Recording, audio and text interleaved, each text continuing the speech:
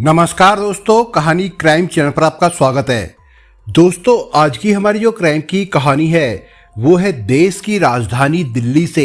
तो चलिए दोस्तों, शुरू करते हैं क्राइम की इस सच्ची कहानी को। जवानी की दहलीज पर पांव रखते ही जवां दिल एक साथी की तलाश में बेचैन रहने लगता है। हर एक को एक ऐसे साथी की चाह होती है जिसके साथ सुख दुख से भरा लंबा जीवन आराम से कट जाए। तन मन में प्रेम का ज्वार भाटा चलने लगता है। प्यार और सुरक्षा की अनुभूतियों से भरे विवाह बंधन में बंध जाने के लिए मन छटपटाने को होता है। पहले जवां धड़कनों की एक ख्वाहिशें पूरी करने के लिए, यानी उनके लिए जीवन साथी ढूंढने और उनकी शादी कराने के लिए पंडित मुल्ला होते थे या फिर रिश्तेदार होते थे जो ढूंढ ढूंढ कर रिश्ते लेकर आते थे। पर अब इसका जिम्मा उठा लिया है इंटरनेट पर मौजूद अनेक शादी वेबसाइट्स ने। हाईटेक युग में हाईटेक युवाओं के मन की इच्छाएं इंटरनेट के माध्यम से पूरी हो रही है, लेकिन इंटरनेट पर बनने वाले रिश्ते कितने सुरक्षित है, इसकी पोल रोजी किसी न किसी तरह से सामने आ रही है।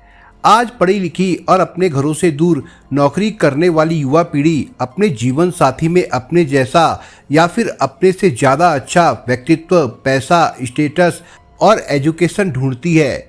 इस खोज में उसका सबसे बड़ा मददगार है शादी.com, जीवनसाथी.com, विवाह.com, भारत मैट्रिमोनी या फिर इन्हीं तरह की अन्य तमाम शादी और दोस्ती की वेबसाइट्स, जहां कोई भी अपनी पसंद के व्यक्ति को दोस्ती या शादी का ऑफर दे सकता है।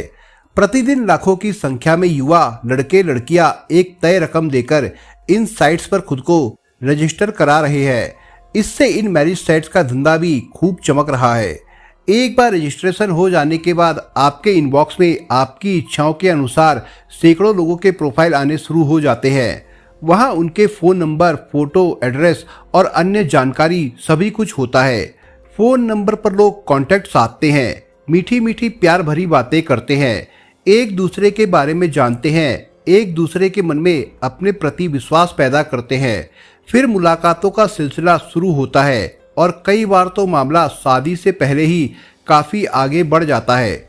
कभी शादी तक पहुंच जाता है और अगर नहीं पहुंच पाता तो नुकसान बहुत एरा हो जाता है। ऐसे ही एक बड़े नुकसान से दिल्ली की एक डॉक्टर गुजरी है, जो एक मैरिज वेबसाइट पर आकर न सिर्फ मानसिक, शारीरिक और भावनात्मक शोषण का शिकार हुई, बल्कि अपने 15 लाख रुपए भी गंवा बैठी। दिल्ली के एम्स में कार्यरत युवा महिला डॉक्टर कामिनी ने जब अपना मैरिज प्रोफाइल बनाकर एक मैरिज वेबसाइट पर डाला था, तब उनकी कल्पनाओं में एक हैंडसम, अमीर और मधुर व्यवहार वाले व्यक्ति का चित्र था। एक ऐसा जीवन साथी जो उनको समझे, उनकी कदर करे और उन्हें बहुत प्यार करे। डॉक्टर कामिनी के इनबॉक्स में सैकड़ों युवकों के प्रोफाइल आए जो उनसे शादी के इच्छुक थे। कामिनी रोज ही अपने लिए उपयुक्त प्रोफाइल का चयन करती थी। कुछ प्रोफाइल डिलीट कर देती तो कुछ सेव करके रख लेती थी। नौकरी और मरीजों से फुर्सत पाकर वो उन सेव्ड प्रोफाइल वाले युवकों से बात करती थी ताकि वो उन्हें समझ सके कि वे उनके लायक है या नहीं। इनमें से तो कुछ तो 2-4 बातों के बाद ही रिजेक्ट हो जाते थे, कुछ से उनकी लंबी बातचीत भी चलती थी। मगर जिस दिन फरहान तासिर खान का प्रोफाइल उनके सामने आया और पसंद आने पर जब कामिनी की उससे बात हुई तो लगा कि उनकी तलाश पूरी हो गई है। उनके मन ने कहा कि बस यही वो व्यक्ति है जिसका सपना उन्होंने अपने पति के रूप में देखा था। बातचीत में फरहान काफ़ी अच्छा लगा था। वो काफ़ी हैंडसम दिखता था। अपने प्रोफाइल में उसने लिखा था कि वो बहुत पैसे वाला है, उसके पास वीआईपी नंबर वाली BMW कार है, उसका करोड़ों रुपए का कारोबार है और उसके आगे पीछे कोई नहीं है। सबसे बड़ी बात यह कि उसकी मीठी बोली और लच्छेदार बातें कामिनी के कानों में रस घोलती थी। चंद रोज की बातचीत में ही कामिनी पूरी तरह से फरहान के मुंहपास में बंध गई। वो सोते जागते बस उसके ही सपने देखा करती थी। सारी सारी रात उसके साथ मोबाइल फोन पर चैट करते बीत जाती थी। फरहान कामिनी को अपनी रसभरी बातों में एक ऐसी दुनिया की सैर करवाता था जिसकी उन्होंने कभी कल्पना भी नहीं की थी। लंबे लंबे मीठे चुम्बनों और प्यार भरी बातों के साथ विदेशों में सैर सपाटे के वादे पर कामिनी झूम जाती थी। कामिनी को इस बात से बड़ी खुशी थी कि वो बिल्कुल अकेला है, दुनिया में उसका कोई नहीं है। उसके पास अपार दौलत है और उसे एक प्यार करने वाली पत्नी की तलाश है। फरहान ने कामिनी को बताया कि उसके माता पिता का एक एक्सीडेंट में देहांत हो चुका है, उसके कोई भाई बहन भी नहीं है और पूरे कारोबार और घर संपत्ति का वो इकलौता वारिस है। ऐसी प्रोफाइल वाले युवक के बारे में जानकर कोई भी लड़की खुश हो जाए। कामिनी भी ये सुनकर बहुत खुश हुई। ना सास ससुर का झंझट, ना ही किसी रिश्तेदार की किचकिच। फरहान से शादी करने के बाद तो वो किसी रानी की तरह रहेगी। डॉक्टर कामिनी ने अपनी तरफ से फरहान के प्रति प्यार जताने में कोई कोर कसर नहीं छोड़ी। ऐसे उम्दा रिश्ते को वो किसी भी कीमत पर खोना नहीं चाहती थी। वो तो फरहान पर ऐसी फिदा हुई कि उसके हर आदेश का सिर झुकाकर पालन करने लगी थी। दोनों के बीच फोन पर बातचीत का सिलसिला कुछ दिन चला, मगर अब एक दूसरे से मिलने की इच्छाएं जोर पकड़ रही थी। दोनों ने बाहर मिलना तय किया। कामिनी पहली बार अपने सपनों के राजकुमार से मिलने के लिए सज धजकर घर से निकली।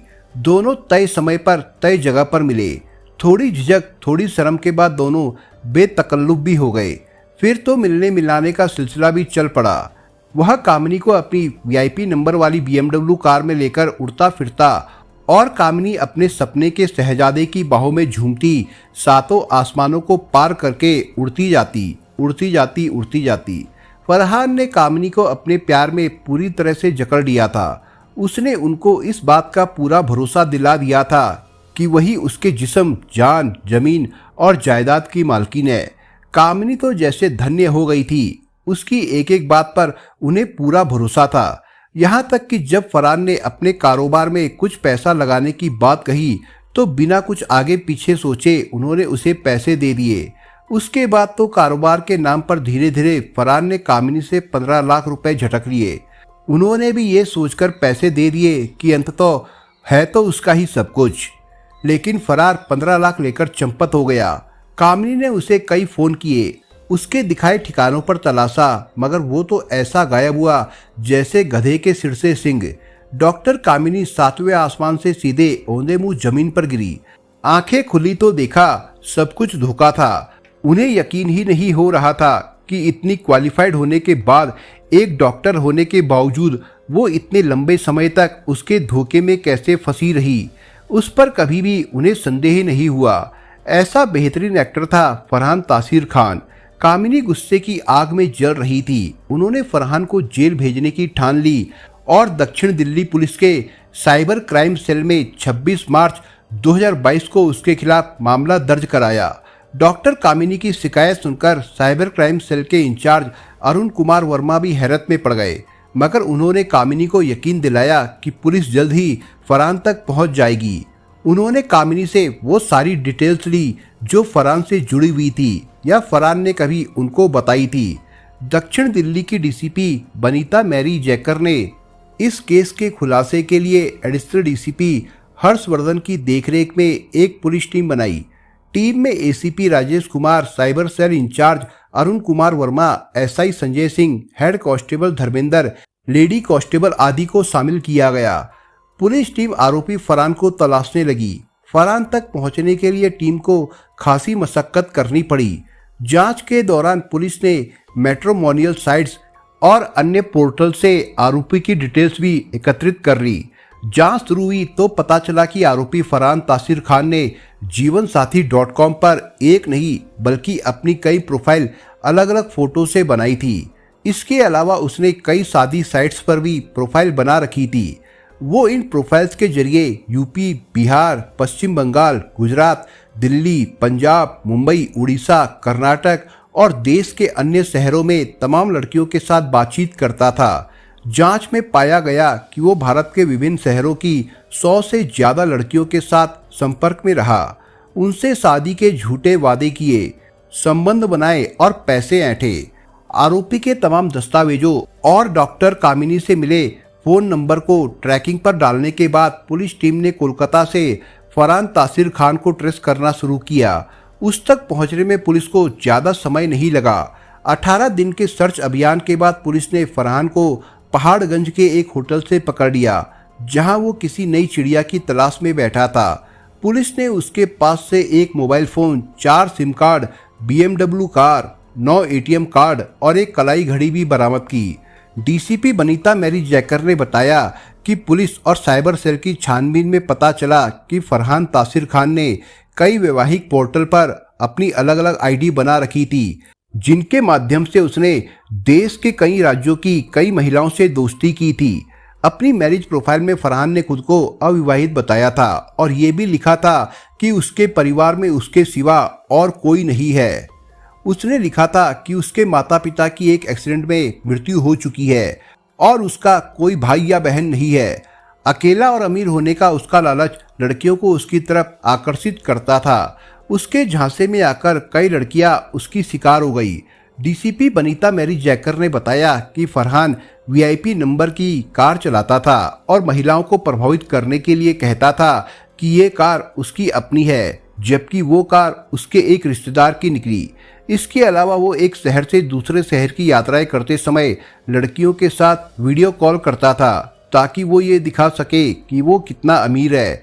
उसने जिन युवतियों को अपने जाल में फंसाया था उनको उसने बताया कि उसकी सालाना आमदनी 30 से 40 लाख रुपए और कई बड़े शहरों में उसके मकान है, जबकि वो अपने माता पिता के साथ एक किराए के घर में रहता था। अपना रौब गालिब करने के लिए फरहान तासिर खान वीआईपी नंबर 0005 वाली BMW कार में लड़कियों से मुलाकात करता था और फिर बातों में फंसाने के बाद अपने बिजनेस सेटअप और आगे की ज़रूरतों के लिए उनसे पैसे ऐंठ लेता था। वो हवाई और एसी ट्रेनों से एक शहर से दूसरे शहर की यात्रा करता था।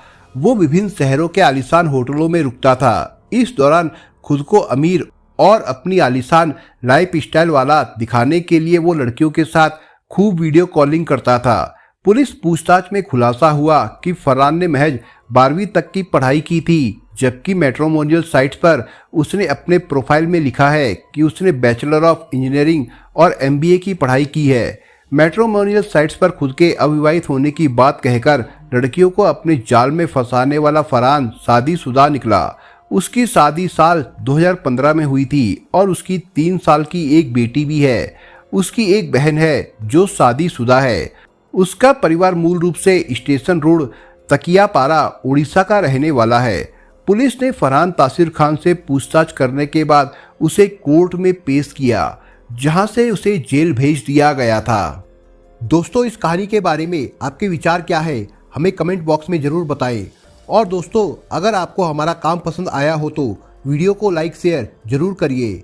और अगर आपने अभी तक चैनल को सब्सक्राइब नहीं किया हो तो जाने से पहले चैनल को सब्सक्राइब जरूर करिए। दोस्तों, धन्यवाद।